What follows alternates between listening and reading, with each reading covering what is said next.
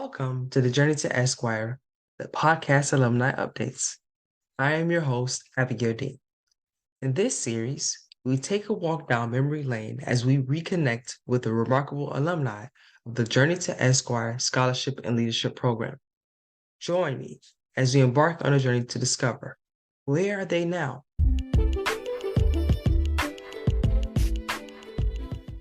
Amidst all the challenges and uncertainties, a group of determined individuals stepped into the Journey to Esquire Scholarship and Leadership Program, ready to seize their dreams of becoming legal professionals.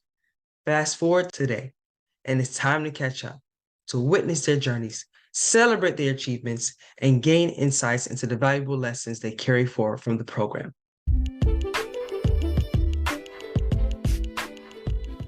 So, what's in store for this podcast series? Well, get ready to be inspired, intrigued, and enlightened. In each episode, I'll be sitting down with a remarkable alumnus or alumni, the trailblazers who embarked on their journeys to become legal professionals. We'll dive into their experiences, challenges, and triumphs, and explore how their participation in the Journey to Esquire program has played a pivotal role in shaping their paths. We'll reminisce about the highlights, uncover the pivotal moments, and get an inside look into their lives today. From courtroom victories to personal growth, from mentorship to forging lasting connections, these alumni have stories that resonate with all of us. Through their tales, we gain a greater understanding of the impact of education, scholarship, and leadership on their journeys.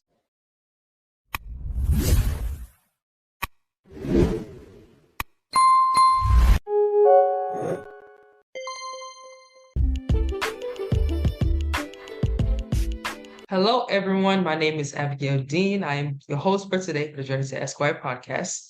Today, we have a special guest, Jessica Merker. Jessica was a graduate of the 2022 class of the Journey to Esquire program, and we welcome her on the podcast. How are you doing? I'm doing wonderful. This is such a cool thing. I've been looking forward to this for so long. It's awesome. Absolutely. Can you talk a little bit about how your legal career has evolved since graduating from the Journey to Esquire program? Yeah, absolutely. So right now I am clerking at the Second District Court of Appeal for Judge Northcutt, and it's been phenomenal. Every day I'm learning something new, and I think always in little ways and sometimes in bigger ways, reaching back to some of the things that were covered throughout the program. So it's been really, really cool. We're going to touch on some of those things that you learned that are in just in a second.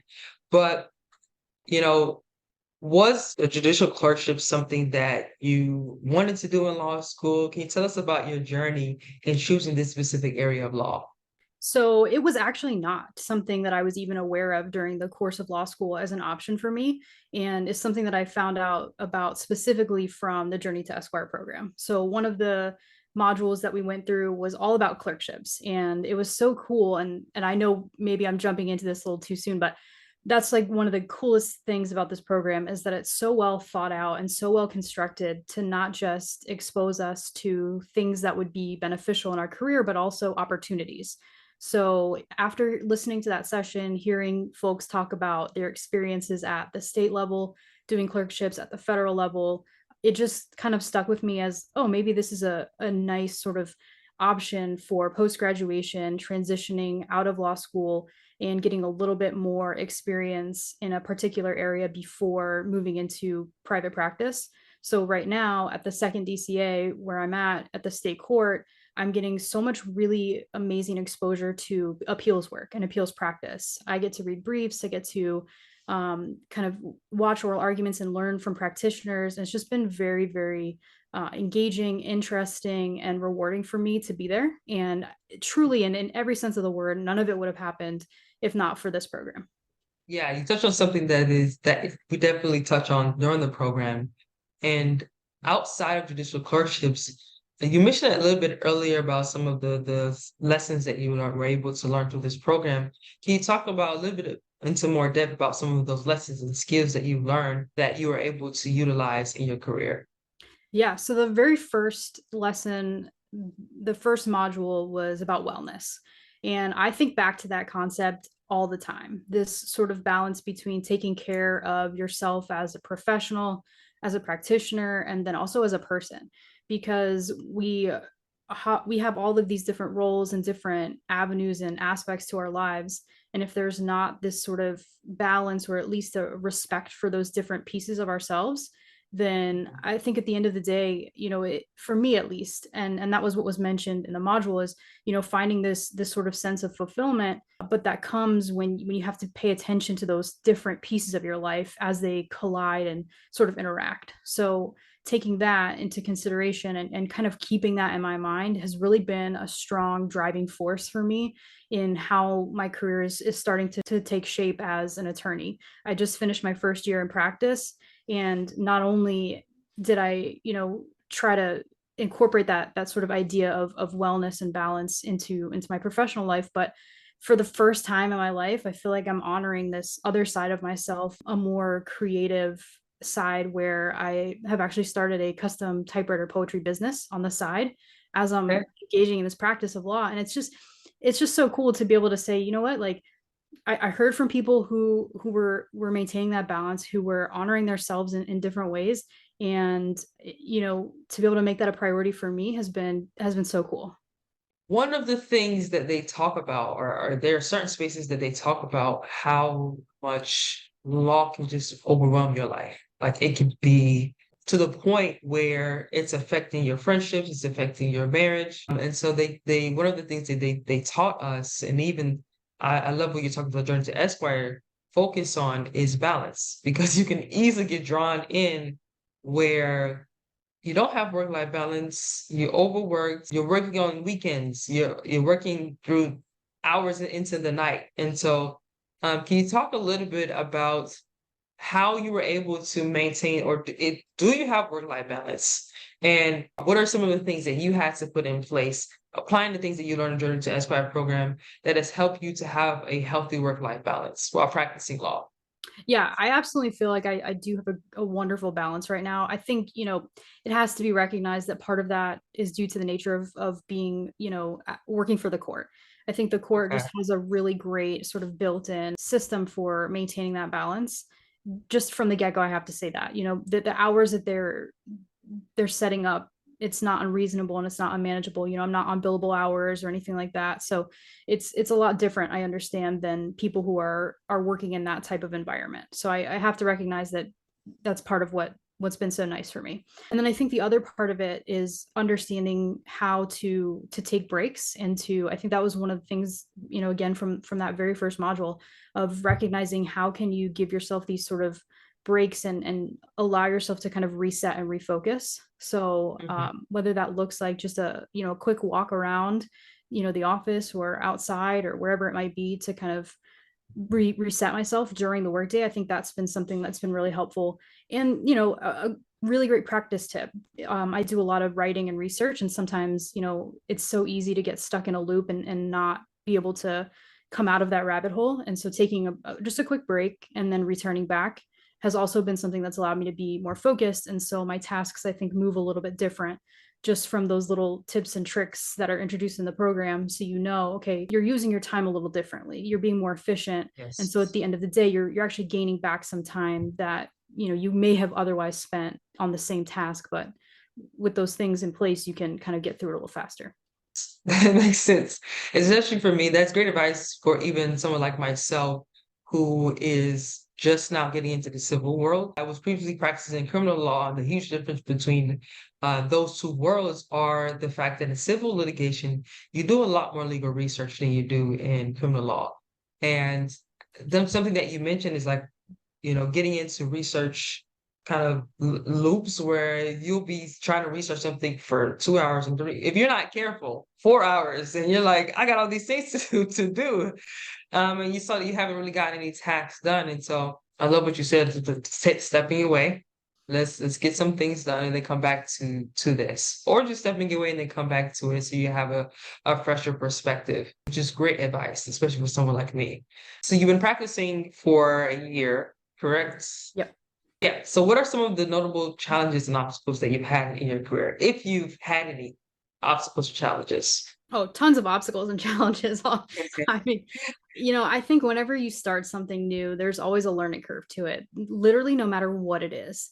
So whether that's, figuring out a new system, how files are shared, and just something as basic as that, knowing who to send things to, who to ask questions to, just navigating a new work environment, there's always going to be challenges in that. And then the work itself. One of the things that I always keep coming back to, especially with this clerkship, is just learning more about myself as a writer. So, there's tons of things there where you take what you learn in law school and then try to kind of reach back to some of those basics, the fundamentals, and then build on it in practice. And so that's kind of, been a challenge to improve on my writing, and then also not get bogged down in that process, because every piece of writing can always be made better, but that's it's been a really cool learning thing for me here. Yeah. So is it just a day by day approach in terms of navigating different obstacles? Because when it comes down to certain challenges, it can become frustrating. Yeah, And yeah. yeah, So absolutely. One of the yeah. things that you just made me think about when you kind of re-asked that question was, my first assumption was challenge and obstacle. I'm thinking, okay, professionally, right? Like in terms of my work and what I'm doing. I mentioned writing and navigating a new environment. There's always a learning curve, and I think that's still true. But I think one of the other things that we don't really, or maybe isn't first to come to my mind, but I still think is a challenge and an obstacle that I often overlook or forget maybe to comment on, is just kind of navigating my professional workspace, especially at the court, as an LGBT identifying person. As a queer woman, I think it's really been one of those things where, yeah, on second thought, actually, it has been a challenge to figure out, at what place, in what time, in what way do I reveal this information, and I think that coming into the program, the Journey to Esquire program, that was one of the things I remember talking about early on, even in my initial interview, just expressing this idea that, as a queer woman, I was a teacher before I entered law school. And in Mhm. my role as a teacher, I was working in a county that didn't have any protections legally for me. It was a time where we were pre-Obergefell, but actually that lawsuit, that case got pushed through while I was a teacher. And, in the entire time that I was teaching, there was no changes in our district. They didn't recognize my domestic partnership. It was something where, I was asking questions about insurance. It was just a really, I think, difficult time from like a legal perspective, where I didn't feel safe, I didn't feel comfortable being out in that environment for risk of my job. And I think, going to law school, learning what I did, and understanding how the legal system works, how the law works, and then now stepping into this space as an attorney, and also seeing everything that's going on right now in the state of Florida, the specific attacks on the LGBT population here, and how it impacts people. That's been another thing that's been on my mind as I navigate sort of this first year at the court, and you know figure out how that should look, and what makes me feel safe and comfortable. And so I think I said this, probably multiple times within the Journey to Esquire space, but one of, I think, the benefits of this program is that it has taught me to respect my authenticity, and Mhm. to not sort of be afraid anymore, and to understand that diversity, representation, these are important things. And even if it's scary, even if it's an obstacle or something that I view as a challenge, to be able to present as who I am in every space that I enter, is giving me courage to see that this is important. And so I think I'm reaching a place now where, as much as it might be difficult, or as much as it might kind of present a problem, or maybe not, to be able to just have a conversation, to allow someone to get to know me, to be able to speak freely with other staff attorneys, to go out to lunch, and someone can ask me, how's your wife? And that conversation can happen in a space where, yeah, maybe it's still a bit of a challenge, but it's something that I have to, constantly be mindful of. And even just you asking that question, I was like, oh, you know what? This is something I'm trying Mhm. to work on, to be more aware that, like, I can say these things, and it's okay to voice that. So was your experiences one of the reasons as to why you became an attorney, or did it inspire your journey into getting into the field of law? Oh, absolutely. I think, my time as a teacher was wonderful if it was just me in my classroom, and having it be isolated in just that, singular role, and that capacity. But every frustration of mine tied back to laws and policies in some way. Some were Mhm. personal, like I just spoke about, and then others were things I saw with my students. So yeah, absolutely. What advice would you give to other attorneys that are facing similar challenges that you are currently or have dealt with? Yeah. From a diversity perspective, I think that the most important thing is always to make sure that you feel safe in a space. So I think that recognizing what it is that you need to be comfortable and to be safe and to be able to have focused and authentic conversations with people, it can be a really tricky thing. So I think getting support in that is probably the first thing that I would mention to anybody dealing with any kind of diversity challenges, especially like given the current political climate. It can be kind of a risk sometimes to be able to have certain conversations, and I think it's also really different depending on what that conversation is and looks like. So everybody presents differently, right, in any sort of diverse sense. Specifically Mm. talking about the LGBT population and people who are attorneys that are LGBT identifying individuals, everybody presents differently. I think a lot of times people don't look at me and automatically assume that I'm a queer woman. I think that's just not, my life experiences have taught me that that's not an automatic assumption people make.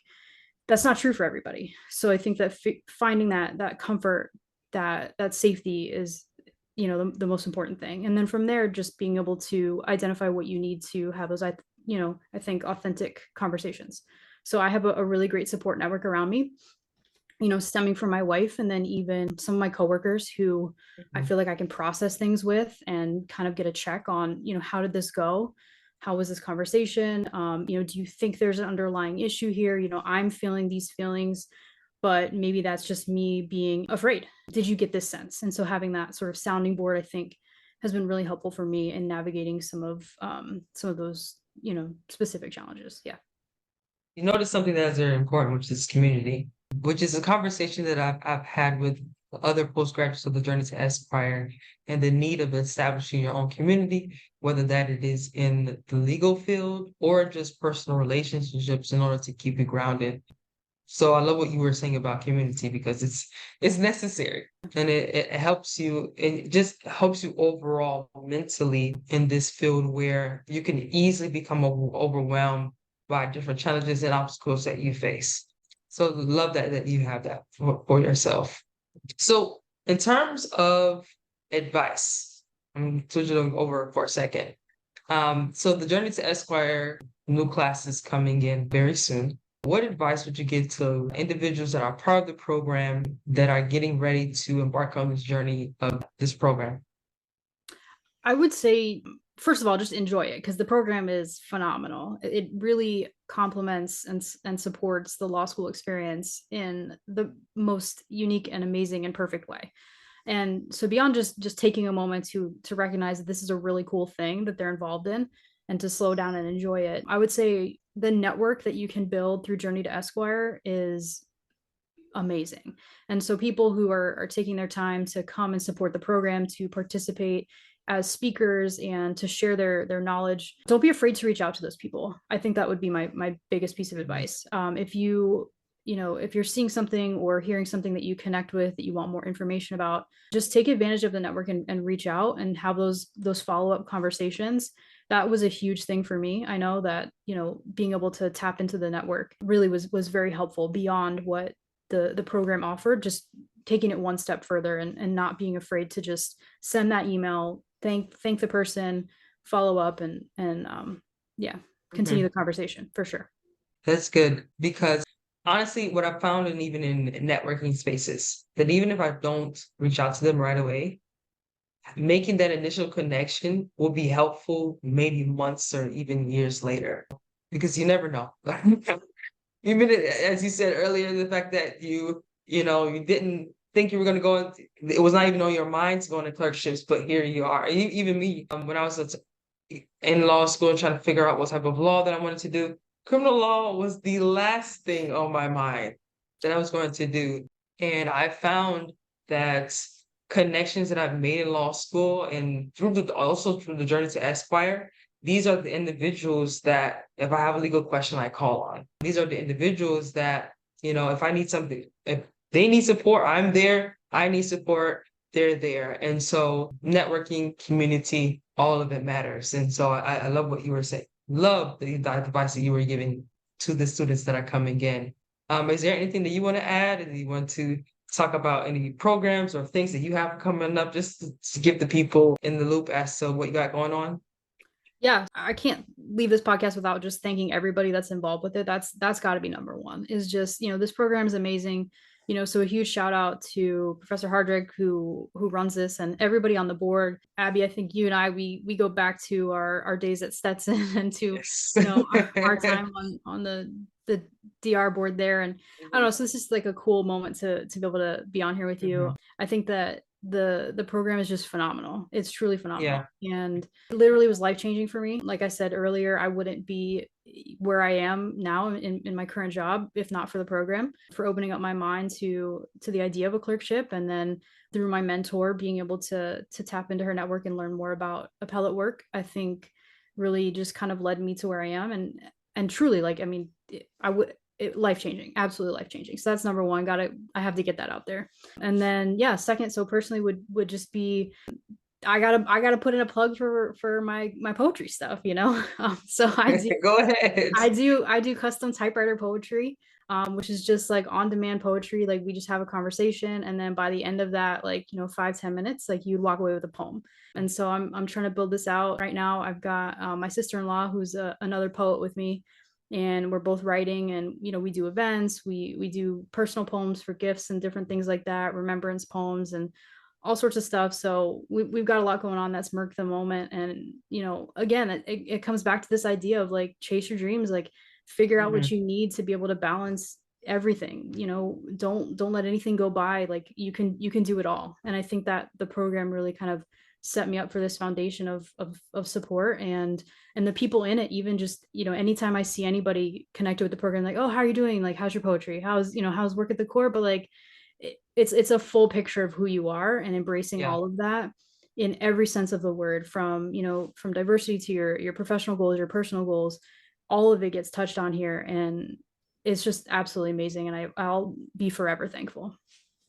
That's amazing. We appreciate you for coming on. We appreciate you for the advice you've given, for the updates you've given since you graduated from the Journey to Esquire program. Thank you so much and have a good one. Yeah, thank you so much as well. This is Journey to Esquire, the podcast alumni updates. I'm Abigail Dean, and remember, the journey continues and success is just around the corner.